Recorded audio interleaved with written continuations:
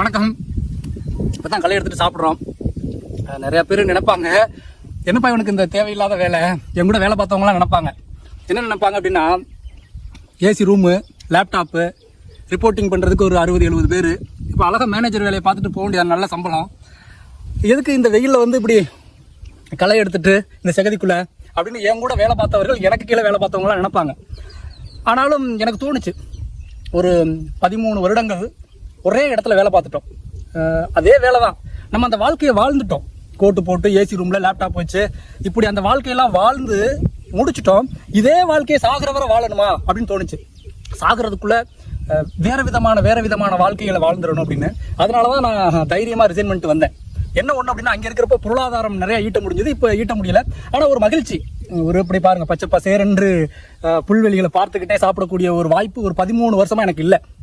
ஏன்னா எங்கள் அப்பா வந்து என்னை வரவிடலை. உன்னை இதுக்கு தான் படிக்க வச்சேனா, இதுக்கு தான் கஷ்டப்பட்டு உன்னைய காலேஜில் போய் படிக்க வச்சேன் அப்படின்ட்டு அவருடைய கஷ்டங்களை சொல்லி நீ விட்டு வரவே கூடாது அப்படின்ட்டாரு. அதனால் அவருடைய பேச்சை கேட்டுட்டு நம்ம 13 வருஷங்கள் பயணிக்க வேண்டியதாயிடுச்சு.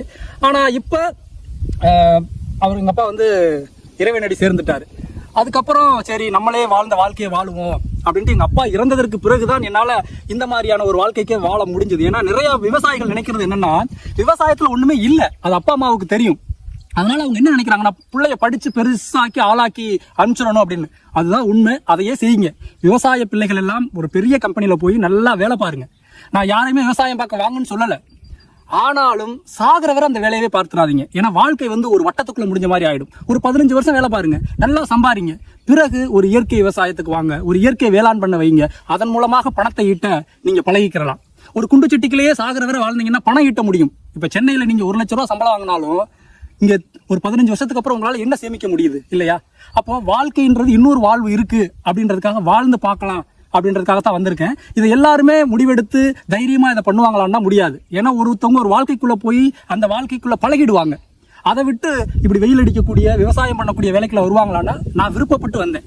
ஏன்னா இந்த அருமையான காற்றை நம்ம ரசிக்க முடியுது. காலையில எந்திரிச்சா கான்கால் இல்லை, டார்கெட் இல்லை, ப்ரெஷர் இல்லை.